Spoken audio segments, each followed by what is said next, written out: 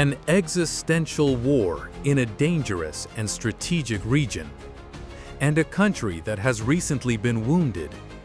An unfinished war. Can Iran recover its strength after these heavy blows? Will her enemies give her the opportunity to do this?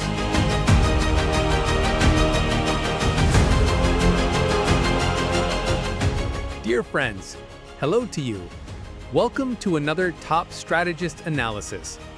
Following recent strikes on Iran's military facilities, a question that has occupied the minds of many international policy experts and enthusiasts is, can Iran restore its missile and air defense arsenal?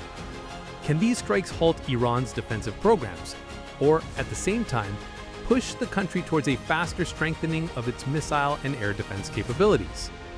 In this video, we not only show you how Iran can fully restore its missile arsenal in less than a year, but we also analyze why a new military conflict in the short term, next 3 to 6 months, has become more likely than ever.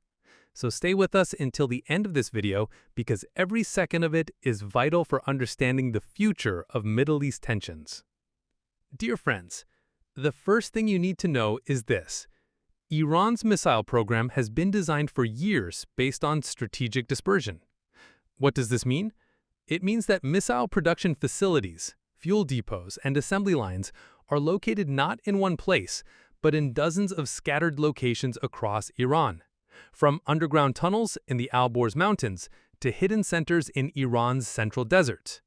According to 2024 reports, even if recent strikes targeted 30% of missile infrastructure, Iran still has the capacity to produce 10 to 15 medium-range ballistic missiles daily.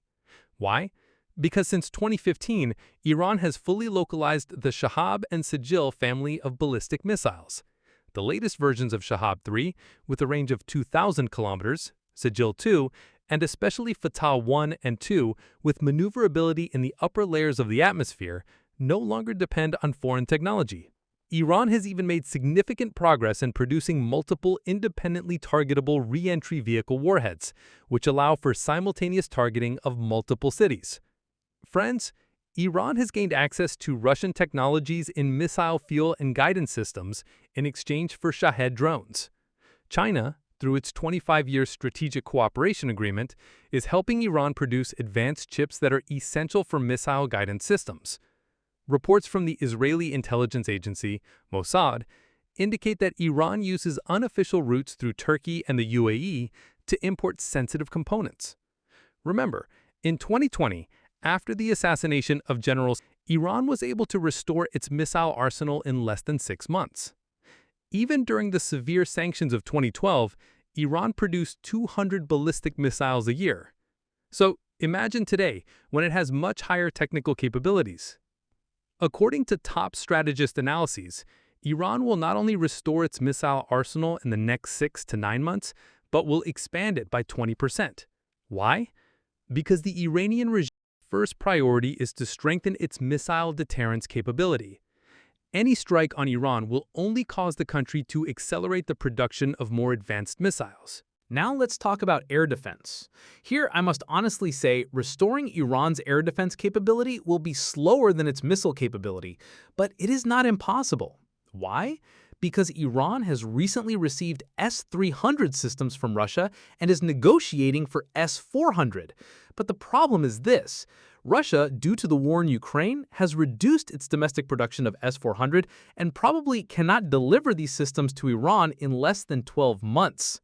Iran's Bavar 373 system, capable of intercepting 60 targets simultaneously, was upgraded in 2024 to a version with a range of 300 kilometers. But this system still lags behind Russia's S-400 and performs poorly against advanced Western drones, such as America's Trimpler. China is helping Iran produce phased array radars that can intercept ballistic missiles. Also, joint Iranian and Chinese cyber networks are countering Israeli and American hacking attacks. In summary, Iran is still behind its missile capability in the field of air defense, but with the help of China and Russia, it can fill the void of S-400 within the next 18 months. Until then, Iran will mostly use interceptor drone networks and distributed air defense systems to compensate for this shortcoming. Now, let's get to the most important question. Will the recent strikes trigger a wider conflict in the Middle East? According to top strategist analyses, the probability of military conflict in the short term, next 3 to 6 months, has reached 60%. Why? Because Israel is seeking to prevent Iran from restoring its missile capability and may carry out supplementary strikes in the next 3 months. But this action increases the risk of a rapid Iranian response. For example, Iran could use Shahed 136 drones to target Israeli bases in Gaza. The U.S. is seeking to prevent a full-scale war, but continues its military support for Israel. If Iran targets a U.S. base in Iraq in response to the strikes, this could start a regional war. Hezbollah in Lebanon, Hashad al-Shaabi in Iraq, and the Yemenis are on full alert. An Iranian attack on Israel could be accompanied by drone attacks on Ben Gurion Airport. The key point is this: Iran prefers to act through proxy groups, not direct war. But if Israel targets sensitive Iranian facilities like refineries, then a direct Iranian response becomes probable. For this reason, the coming months will be very sensitive, and any military decision can cross red lines. Dear friends, I will tell you the final conclusion of this analysis. The recent strikes have not weakened Iran, but have lit a red warning light for its rivals.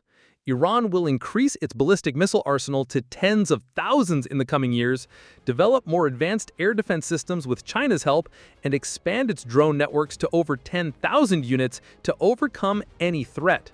But an important warning: if military conflict occurs, Iran will have to pay heavy economic and human costs. Therefore, the path of diplomacy remains Tehran's first option, but its military readiness is undeniable. Dear friends, if this analysis was useful for you, please like this video and write your opinion in the comments. In your opinion, should Iran respond militarily or proceed through diplomacy? Also, to receive the latest strategic analyses, be sure to subscribe to the Top Strategist channel and activate the notification bell so you don't miss any important analysis. At Top Strategist, we are committed to informing you about the deepest geopolitical secrets of the world, because knowledge is power. Thank you, the irresistible ones, for watching this video until the end. Until next time, with love and analysis, goodbye.